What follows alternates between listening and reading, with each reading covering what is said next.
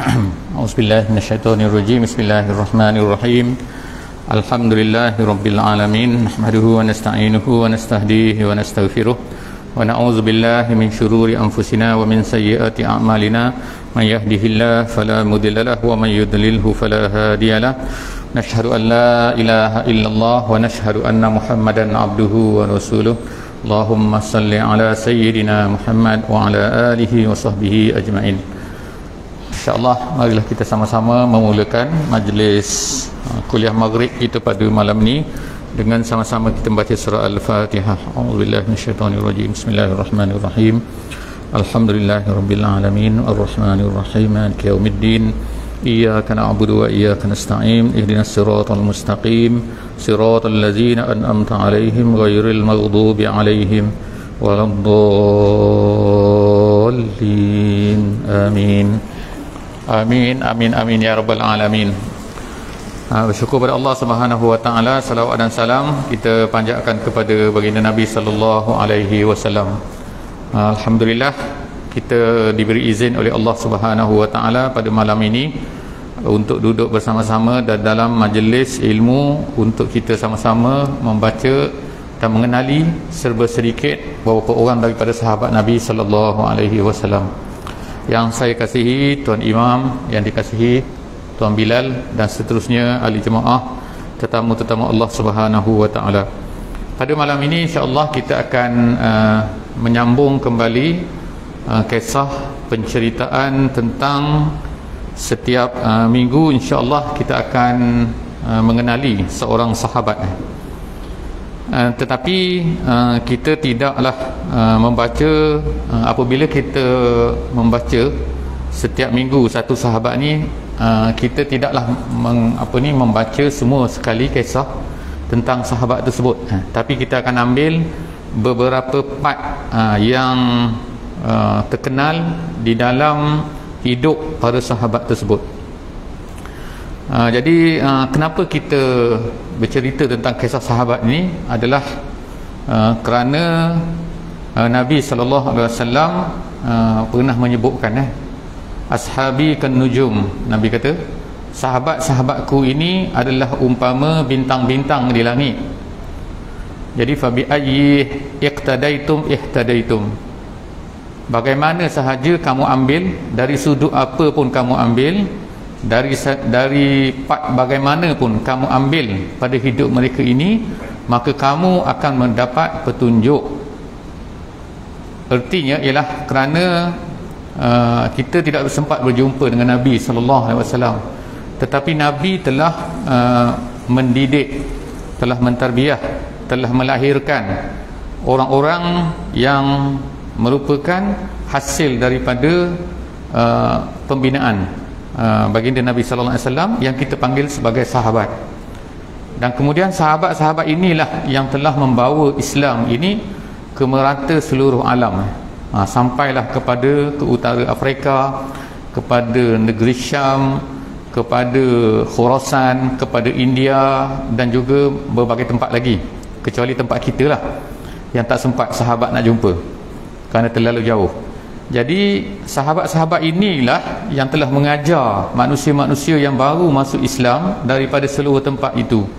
Kerana Nabi kita sallallahu alaihi wasallam, Allah Taala takdirkan hanya sempat sampai ke kawasan tanah Arab sahaja, tak sempat nak keluar daripada tanah Arab. Nabi telah diwafatkan oleh Allah Subhanahu wa taala. Jadi oleh kerana itulah maka sahabat ini adalah merupakan gambaran bentuk bagaimana kalau kita nak kenal Islam, ialah kita lihat kepada apa yang telah ditunjukkan oleh para sahabat. Sebab para sahabat ni bukan seorang, jadi kalau ada kesalahan pada mereka ni, maka mereka ni, salah satu daripada sifat sahabat ni ialah mereka ni akan menegur di antara satu sama lain. Mereka ni tak ingau, tak kisah. Maknanya kalau ditegur, itulah bahasa Brunei saya dapat tu saja minggu ni, ingau. Jadi maknanya mereka ni tak ingau. Kalau kita ni ingau, betul tak tahu. Maknanya kalau ditegur mereka boleh. Oleh kerana itulah maka mereka ni terpelihara, bukan maksum, tetapi paling kurangnya mereka ini adalah orang-orang yang telah menjadi contoh kepada orang-orang Islam selepas daripada itu. Orang Islam selepas daripada sahabat ni kita panggil dia sebagai tabi'in. Jadi tabi'in ini apabila mereka lahir ataupun anak-anak sahabat ni lahir yang tidak bersempat berjumpa dengan Nabi sallallahu alaihi wasallam, bagaimana mereka nak lihat Islam? Mereka lihat Islam pada Al-Quran, pada hadis Nabi, tapi secara hidupnya yang depan mata mereka, yang bergerak, Nabi dah tak ada. Yang ada ialah para sahabat. Jadi oleh kerana itulah maka Nabi SAW dalam hadis yang lain dia kata, hendaklah kamu berpegang kepada sunnahku dan juga sunnat al-khulafa ar-rasyidin. Dan kemudian Nabi bila ditanya siapakah mereka itu, Nabi kata ialah ma'ana alaihi wa ashabi, iaitu orang yang mana aku berada di atasnya dan juga sahabat-sahabat yang berada di atas jalan tu.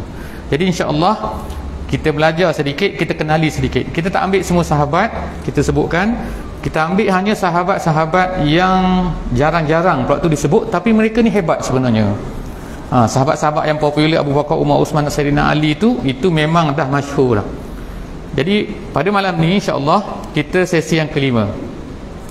Kali yang kelima pada malam ni kita akan berkenalan dengan seorang sahabat, iaitu nama dia Barra' bin Malik Al-Ansari. Barra' bin Malik Al-Ansari. Ahli jemaah yang dikasihi Allah Subhanahu wa taala, jadi para sahabat yang kita kenali, ada orang tanya saya daripada mana buku ni kan. Saya baca buku apa? Saya tak baca buku apa, tapi saya ambil beberapa buku. Iaitu ada sebenarnya buku kisah-kisah sahabat ni telah ditulis lama oleh ulama-ulama Islam. Di antaranya ialah nama buku tu Al-Isabah fi Hayatis Sahabah. Al-Isabah Isabah ni satu buku nama Isabah. Itu buku tu masyhur. Sudah lama dikarang oleh ulama-ulama Islam, iaitu lebih kurang 200-300 tahun selepas daripada kewafatan Nabi. Maknanya dah lama dah buku ni, Al-Isabah ni. Satu lagi nama dia buku Usdul Ghabah, tajuk dia Usdul Ghabah, pun kitab juga, kitab lama, lebih kurang 200-300 tahun juga selepas daripada kewafatan Nabi. Maknanya lebih kurang 1200 tahun yang lampau buku ni telah ditulis. Jadi daripada buku-buku ni lah maka ulama-ulama telah mengambil lah cerita-cerita antara yang kita baca pada setiap malam ni, pada setiap hari Selasa ni. Jadi insya-Allah malam ni kita sambung cerita tentang Barra' bin Malik. Barra' bin Malik, beliau ni adalah seorang sahabat daripada kaum Ansar. Jadi sahabat ada daripada Muhajirin dan juga ada daripada Ansar. Kedua-dua ni hebat. Ansar ada kehebatan dia, Muhajirin ada kehebatan dia. Kalau dalam Quran Allah SWT sebut Muhajirin ni, kehebatan ni mereka ialah mereka ni berhijrah. Mereka ni sanggup untuk tinggalkan tempat tinggal mereka, iaitu Mekah, sejauh lebih kurang 500 km untuk pergi ke satu tempat yang tak mereka kenal. Bukan kerana nak cari kerja, bukan kerana ada kerana perempuan ke nak dikahwini di situ, ataupun bukan apa-apa, tapi kerana Nabi Allah Ta'ala menyuruh mereka ni berhijrah. Jadi mereka pun berhijrah. Jadi berhijrah tu bukannya berhijrah akaun boleh akses daripada Madinah, bukan. Semua kena tinggal. Duit kena tinggal, harta kena tinggal. Yang mungkin bawanya seekor unta saja. Itu pun kalau boleh bawa, kalau tak berjalan kaki. Kadang-kadang tinggal anak, kadang-kadang tinggal suami kalau perempuan, kadang-kadang suami tinggal isteri, macam-macam. Jadi sedihlah cerita hijrah Nabi ni. Jadi orang yang berhijrah tu, itu keistimewaan dia. Allah Ta'ala sebut wallazina hajaru, orang-orang yang berhijrah, maka Allah Ta'ala berikan kurniaan yang besar di sisi Allah Subhanahu Wa Ta'ala kerana sanggup tu. Yang kedua pula ialah orang-orang yang sahabat yang berada di Madinah, yang terima orang-orang hijrah ni, yang Allah Ta'ala sebut dalam Quran wallazina awaw wa nasaru. Mereka orang yang menerima saudara-saudara mereka yang datang daripada Mekah ni, memberi perlindungan, dan kemudian mereka ni wa nasaru, mereka ni menolong. Jadi sebab itulah mereka ni dipanggil sebagai Ansar. Ansar artinya orang yang menolong. Jadi dua-dua tu Allah Ta'ala maknanya tunjukkan kepada kita semula umat Islam di akhir zaman ni, dua-dua tu mesti kena ada. Sama ada nombor satu ataupun nombor dua. Nombor satu artinya ialah sanggup tinggalkan satu benda yang kita sayang, tanah air ke dan sebagainya. Yang keduanya, kalau ada orang berhijrah kepada kita dan perlukan pertolongan daripada kita, kita mesti tolong. Itu Ansar dan Muhajirin. Jadi cerita yang kita nak cerita pada malam ni ialah Barra' bin Malik ni salah seorang daripada orang Ansar. Orang Ansar, orang berada di Madinah. Jadi mak dia insya-Allah kita akan cerita minggu hadapan insya-Allah, kalau diizinkan Allah. Nama dia Ummu Aiman. Nama dia Ummu Aiman. Tu kita cerita akan datang. Ni kita cerita pasal anak dulu malam ni. Dia ni adik-beradik dengan seorang sahabat yang masyhur juga. Nama dia Anas bin Malik. Anas bin Malik. Yang kita nak baca ni Barra' bin Malik. Itu. Jadi Anas bin Malik ni cerita dia kita dah pernah dengar rasanya. Dia ni seorang yang masa kecil diberikan oleh mak dia, dibawa mak dia ni kepada Nabi sallallahu alaihi wasallam. Dia kata orang lain semua beri kepada Nabi, orang ni beri ni, orang ni beri ni, aku tak ada apa nak beri kepada kamu ya Rasulullah. Aku ada anak seorang. Anak aku ni umur pada masa tu lebih kurang 10 tahun. Jadi tak ada apa, aku nak beri anak, bukan nak beri anak nak suruh buat apa, nak suruh jadi hamba, bukan, tapi nak tolong bantu kamu. Jadi Anas bin Malik ni akhirnya jadilah dia ni pembantu kepada Nabi, tukang bawa selipar, tukang bawa buruh gigi lah, kayu sugi, tukang apa-apa semua. Jadi dia akan tunggu di luar rumah tu Nabi sallallahu alaihi wasallam. Nabi keluar, dia akan hulur kasut. Nabi keluar, dia akan tolong hulur tungkat. Nabi macam-macam lah dia tolong Nabi ni, sehingga Nabi tidur barulah dia balik tidur. Siang-siang hari datang jumpa Nabi sebelum subuh. Itulah cerita. Nama dia Anas bin Malik. Kita nak cerita malam ni bukan nak cerita Anas, nak cerita pasal Barra'. Barra' ni adik-beradik dia. Cerita ni hebatlah. Satu, yang pertama sekali diceritakan oleh ulama-ulama tentang dia ni Barra', malam ni Barra' bukan Anas, iaitu dia ni tubuh dia. Tubuh ni satunya kurus. Dia ni. Lepas tu kalau orang tengok, orang kata tak sampai hati nak tengok. Dalam sirah disebut macam tu. Tak sampai hati nak tengok ni makna apa? Tak smart lah. Gitu. Tak handsome langsung gitu. Diceritakan oleh dalam bahasa Arab tu memang macam menakutkanlah sikit cerita dia tu. Orang tengok Allah kata macam ni muka dia, macam tu seolah-olahnya. Tu nombor 2 lah cerita dia ni. Kemudian tapi cuma semasa sebelum daripada Nabi sallallahu alaihi wasallam datang ke Madinah, dia ada satu keistimewaan. Macam tu lah rupanya Allah Taala ni dia akan beri keistimewaan. Kadang-kadang orang ni handsome tapi tak pandai, gitu. Kadang-kadang ni pandai tapi tak lawa, tak handsome. Kadang-kadang dia pandai ni, kadang-kadang ni, macam-macam. Kalau orang pandai semua ni Superman lah kot. Jadi dia ni bukan Superman, gitu kan, dia tak pandai terbang lah. Jadi dia ni satu keistimewaan dia pandai ialah sebelum daripada Islam ni, iaitu dia ni pandai menyanyi lagu sehingga unta tu dengar cakap dia. Tu kehebatan dia lah. Maknanya kalau dia cakap apa-apa, dia menyanyi apa-apa, lagu unta tu akan dengar, ikut dia.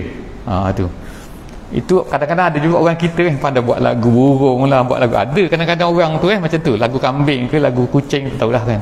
Tapi dia ni keistimewaan di situ.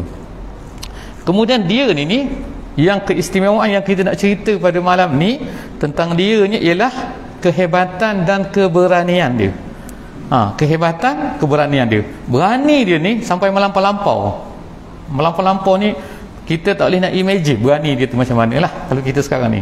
Macam mana? Sehingga Umar ni ada satu kata-kata yang masyhur tentang dia ni, iaitu dia kata la tuwallul Barra', dia kata jaishan min juyushil muslimin makhafata an yuhlika jundahu biiqdamihi.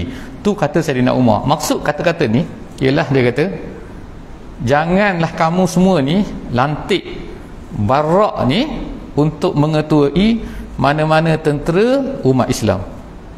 Maknanya kalau pergi mana-mana, ke negeri mana, kampung mana, nak pergi bawa tentera umat Islam, jangan lantik Barra' ni jadi ketua. Kenapa?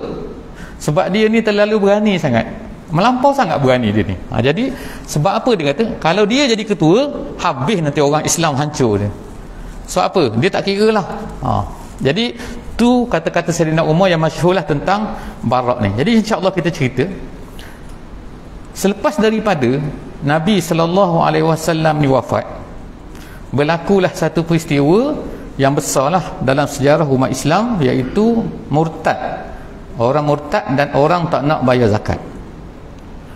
Siapa yang menjadi khalifah selepas daripada Nabi ni ialah Abu Bakar radhiyallahu anhu.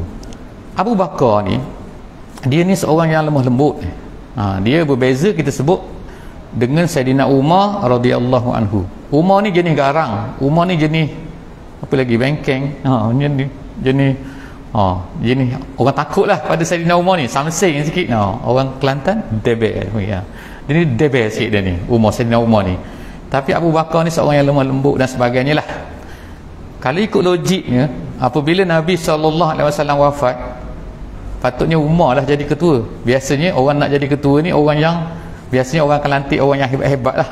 Tapi rupanya bila Nabi wafat, orang semua sepakat lantik Abu Bakar radhiyallahu anhu. Orang mula-mula tunjuk pada Umar, ada juga orang tunjuk pada Umar, Umar lah, kau lah jadi ketua umat Islam ni. Dia kata aku nak jadi ketua, tu ada lagi tu, pakcik tu ada lagi tu, takkan aku nak jadi. Pakcik apa? Pakcik Abu Bakar.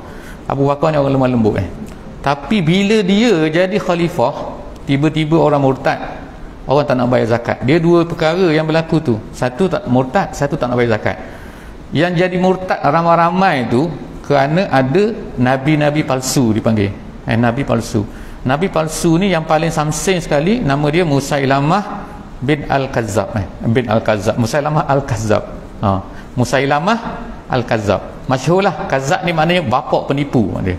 Bukan penipu-penipu main-main, bapak-bapak penipu, sungguh-sungguh penipu. Dia ni kenapa dia ni kita dipanggil bapak penipu dalam sejarah umat Islam? Sebab dia ni mengaku jadi nabi. Dan dialah orang yang paling ramai sekali. Dia boleh himpunkan, dipanggil Bani Hanifah. Bani Hanifah ni dia tanah Arab tu, Mekah, Madinah ni kira duduk tengah lah. Tengah-tengah tanah Arab tu lebih kurang, di Hijaz. Dia ada satu tempat lagi yang sebelah timur, dalam peta sebelah timur. Kalau sekarang ni kawasan tu dekat dengan Riyadh, Najd dia panggil. Kawasan Riyadh tu.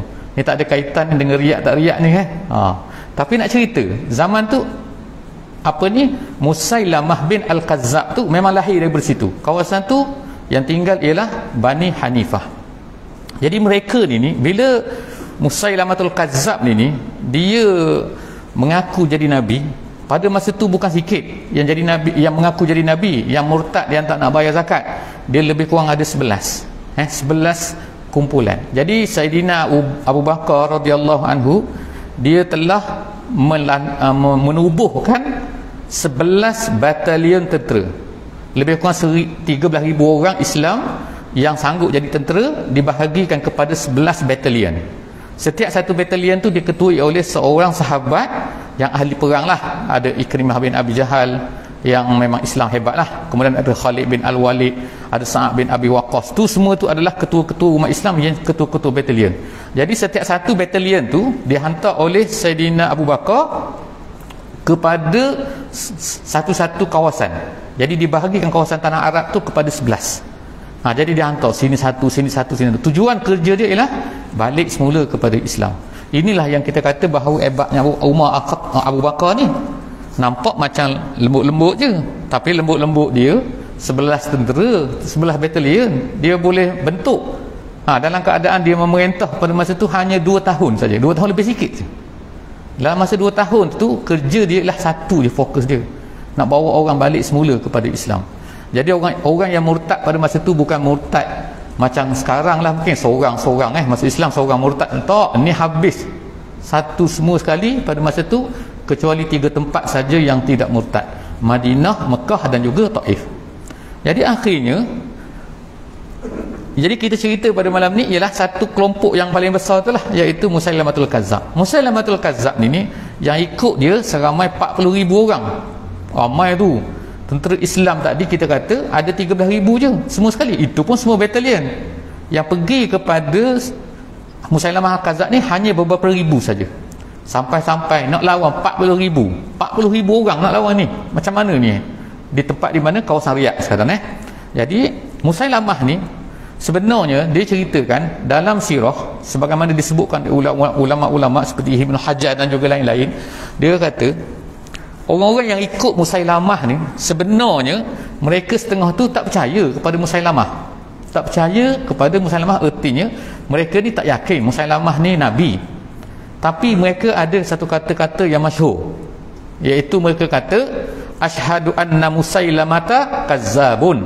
Mereka kata kami semua jadi saksi sebenarnya Musailamah ni penipu. Wa Muhammadan shadiqun, dan Muhammad tu betul. Dah habis tu, kalau lah Muhammad tu betul, kenapa tak ikut Muhammad? Kenapa ikut Musailamah? Cuma dia kata macam ni, lakin dia kata kazzabu Rabi'ata ahabbu ilaina min sadiqi Mudar. Maksud dia gini, maksud dia ialah tetapi penipu-penipu Rabi'ah tu maknanya ialah kabilah mereka, kabilah Musailamah ni, kabilah Hanifah ni. Penipu-penipu Rabi'ah pun, Musailamah pun lebih baik bagi kami daripada Mudar. Mudar tu ialah keturunan Nabi Muhammad sallallahu alaihi wasallam. Maknanya walaupun Muhammad betul pun tak kira lah, dia bukan grup kita. Gitu. Jadi yang pentingnya kita akan tolong grup kita walaupun tak betul. Tu jahatnya orang-orang Bani Hanifah lah pada masa tu. Jadi mereka pun bersama-sama lah dengan Musailamah ni berkuburlah situ. Jadi pertama sekali Sayyidina Abu Bakar radhiyallahu anhu hantar satu kumpulan tentera, batalion tentera yang diketuai oleh Ikrimah bin Abi Jahlin. Ikrimah bin Abi Jahlin berlawanlah. Bila berlawan kalah Ikrimah, sebab ramai kan mereka ni, tentera Islam tu 1000 lebih sikit je, nak lawan dengan tu sampai 40,000 tu, jadi kalah. Yang kedua, Abu Bakar radhiyallahu anhu panggil pula siapa? Suruh pula Khalid bin Al-Walid. Ni kira orang hebat-hebat semua, ahli perang semua ni. Khalid bin Al-Walid, Ikrimah bin Abi Jahal ni, kalau kita baca dalam sejarah Islam, ialah mereka ni ketua-ketua kepada orang kafir semasa dalam peperangan Uhud. Yang mengalahkan umat Islam tu, yang sampai Nabi kita patah gigi lah, tercabut, masuk besi dalam dalam dahinya sampai berdarah-darah teruk tu. Itulah dia ni Khalid bin Al-Walid dengan Ikrimah bin Abi Jahal. Jadi akhirnya dia kata sini ialah tentera Khalid pun pergilah menuju kepada tempat Musailamatul Kazzab, yang pada masa tu mereka ni sedang berkubu di satu tempat bernama Al-Yamamah. Jadi mereka pergi. Jadi di dalam geruk tentera Khalid tu adalah ni Barak bin Malik ni. Jadi kita nak ceritalah tentang Barak bin Malik ni. Jadi mereka pun berperang, berlakulah peperangan. Jadi first round dia kata kalah ni. Jadi Khalid berfikirlah macam mana ni kan nak buat jadi menang. Dia fikir lagi. Khalid ni orang cerdik ni. Kalau kita tengok dalam peperangan peperangan yang berlaku di zaman Nabi tu iaitu semasa di Syam, maka Khalid ni secara tidak langsung bila tentera-tentera mati, ketua-ketua tentera mati ni, dia ni pandai, dia pusing macam mana dia boleh selamatkan tentera Islam. Jadi sebab itulah dia ni daripada dulu semasa jahiliah sampailah kepada bila dia masuk Islam saja, Nabi terus beri kepada dia ni untuk mengepalai kumpulan Islam dalam peperangan.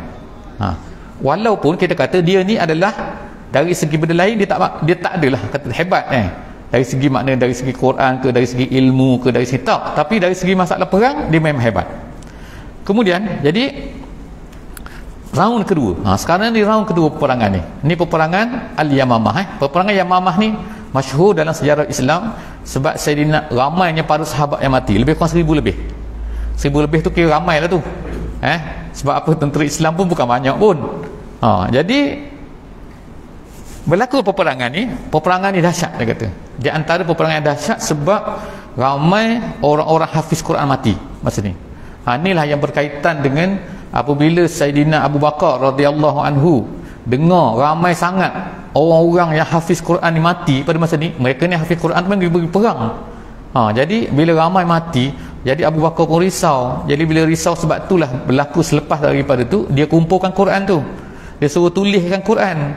Sebab Quran dia kata kalau orang hafaz, tapi orang hafaz dia pergi berperang mati, nanti takut tinggal, nanti tak tahu nanti Quran. Sebab Quran masa tu berselerak, bukan macam kita boleh pergi beli kan, ataupun depan kita ni banyak kan.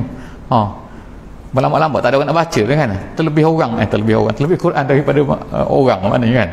Zaman tu memang tak ada. Jadi maka berlakulah peperangan. Pada masa tu dahsyat, dia kata.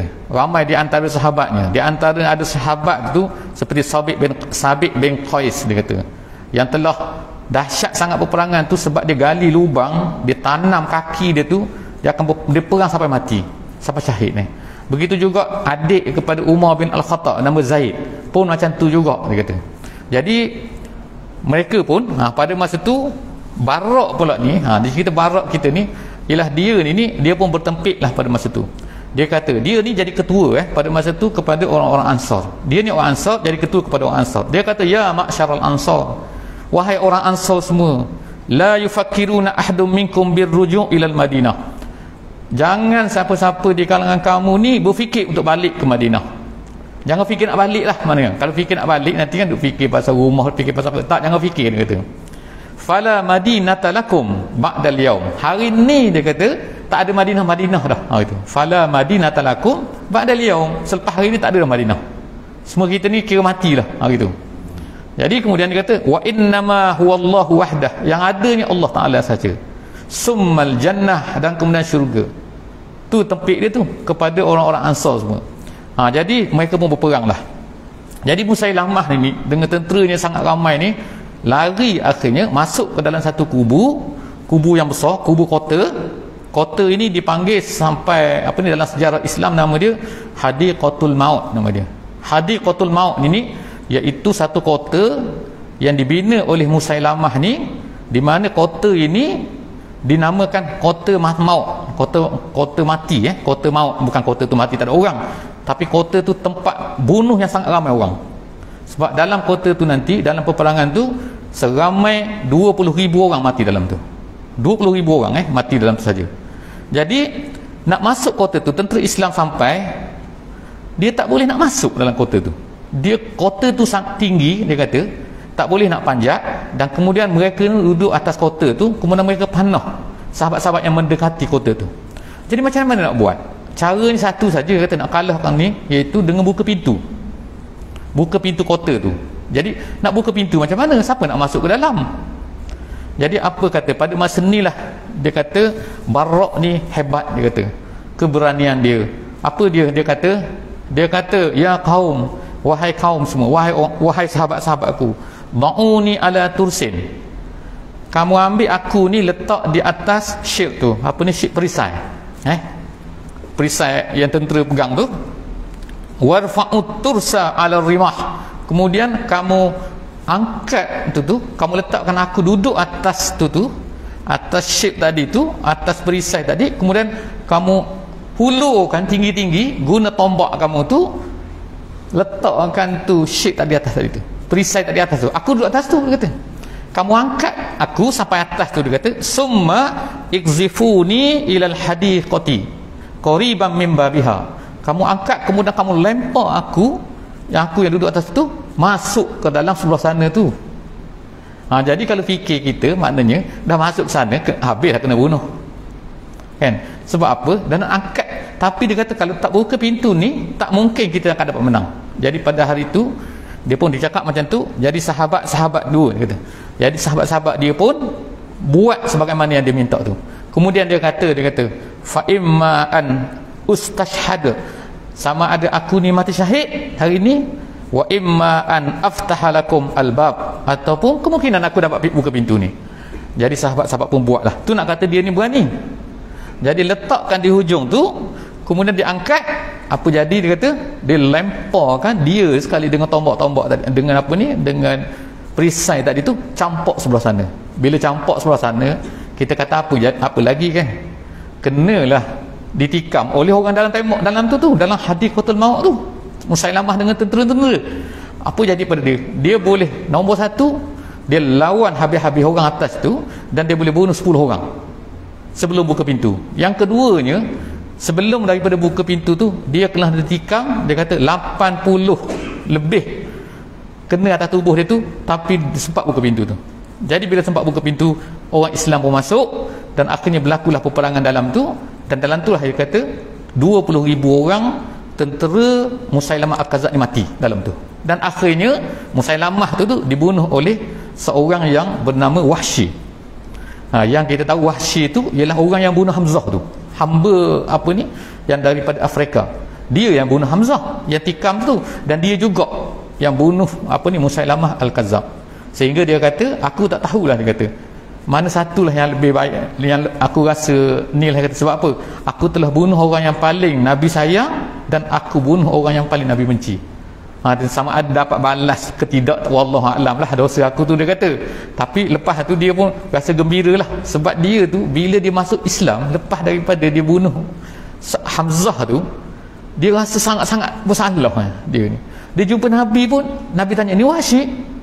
Yelah, dia kata aku Wahsy ni lepas daripada buka kota Mekah.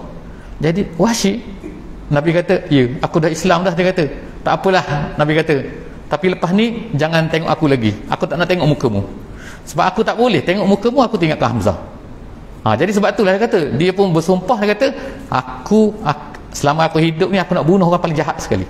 Akhirnya dia boleh bunuh apa ni. Jadi bila Barak dan ini pergi tu dalam peperangan tu, dia kata jumpa dengan Musailamah dah mati dah, kena tikam oleh tombak. Dia guna tu tombak yang sama kata. Sebab apa ni, Wahsy ni memang pandai, dia pandai apa ni, melotot tombak tu. Bila melotot tombak kena tepat, dia kata mati. Jadi matilah Musailamah. Jadi alhamdulillah, dia kata cerita habislah cerita setakat tu. Tu round pertama cerita kita tentang Barak ni. Jadi oleh kerana dia ni lebih 80 di badan ni luka, kena pedang, kena tombak, kena panah dan macam-macam sekali, tapi masih hidup lagi. Dia sebulan dia kena ubat, dia kena berubat dan dijaga oleh Khalid bin Walid. Tu satu cerita lah. Habis lepas tu dah habis sembuh lah, dia tak serit. Bukannya masuk hospital balik dapat pingat, tidur di rumah lah kan, duduk jaja pingat dia, tak lah kan. Ni pergi perang pula. Sayyidina Umar pula, Abu Bakar dah meninggal dah, Sayyidina Umar pula. Sayyidina Umar kata, sekarang ni kita akan buka Farsi, sebab orang Farsi tu Sassanid pada masa tu, orang Farsi ni dia ni semua happy. Kita pergi apa ni, cerita Islam pada dia. Tapi ketua-ketua Farsi ni tak benar kan, apa ni, orang Islam ni nak pergi cerita Islam kepada rakyat dia. Jadi akhirnya berlakulah peperangan. Jadi peperangan yang berlaku ni di zaman Sayyidina Umar ni ialah peperangan untuk kira dipanggil membuka kota Parsi lah, membuka negeri-negeri Parsi. Jadi pada yang pertama sekali peperangan yang besar di dalam zaman Sayyidina Umar bin Al-Khattab ni, nama dia lah peperangan Al-Qadisiyah. Saya pernah tengok lah, ada movie dia, ada movie orang buat lah, bukan movie betul, movie orang buat cerita, nama tajuk dia Al-Qadisiyah. Jadi Qadisiyah tu yang kepala dia ialah nama dia Sa'ad bin Abi Waqqas, sahabat Nabi Sa'ad bin Abi Waqqas. Dalam tu adalah Barak ni. Tapi tak hebat lagi lah cerita dia ni, sampailah kata satu bandar akhirnya jatuh ke tangan Islam dan orang situ jadi Islam, alhamdulillah, tinggalkan sembah api. Tiba-tiba sampailah ke satu tempat nama dia Tustur. Tempat tu nama dia Tustar, nama dia Tustar. Tustar ni sekarang ni kalau search dalam Google Map tu ada Tustar nama dia, tapi dia je lain sikit. Sebab orang Farsi Tustar, carilah kalau dalam tu. Bandar tu dia ni berbukit, ada banyak air, memang cantik lah bandar ni. Dia lebih kurang kita subuk kot, gitu kot ada bukit-bukit sikit. Kalau sini bukit juga tapi rendah. Ni bukit cantik lah, bukit cantik. Tengok sekarang ni macam tu. Jadi orang Farsi ni dia berkubur situ. Tentera dia sangat ramai pada masa tu. Dia kata orang Farsi saja ada 150,000 tentera Farsi. Dia berkubur di tempat nama Tustar tu. Jadi orang Islam ni sampai, ketua dia ada 30,000 orang pada masa tu, tentera yang bersama dengan Barak. Tapi Barak ni tak boleh, tak dilantik untuk menjadi ketua. Sebab apa? Kalau lantik dia habis rosak. Sayyidina Umar kata orang ni, sebab apa, dia ni berani sangat. Apa dia buat ni? Jadi dalam peperangan tu, dalam apa ni, peristiwa ni ialah nombor satu nak cerita hebat dia ni ialah apa, dia ni hebat dia kerana dia lawan seorang sama seorang, dia boleh bunuh 100 orang. Makna dia lawan seorang menang, dia lawan seorang menang. Macam mana dia buat tahu? Sampai 100 orang musuh Islam tu mati di tangan dia seorang saja. Ni bukan perang lagi ni seorang lawan seorang, dia boleh menang. Maknanya kalau kita penat tahu, nak angkat pedang pun tak larat. Tengok pedang dulu berat-berat tu. Tengok ada perang di Tok Kapi tu, tak tahu saya tak pernah pergi. Pedang dia panjang-panjang tau, zaman Nabi ni kan, panjang-panjang tu. Kita nak angkat tak sebelah tangan, angkat dua belah nak lawan apa? Jadi dia ni boleh lawan sampai 100 orang mati. Siapa? Ni Barak bin Malik ni. Jadi akhirnya kota tu apa yang orang Farsi buat ialah, orang Farsi ni dia advance sikit, dia pandai sikit.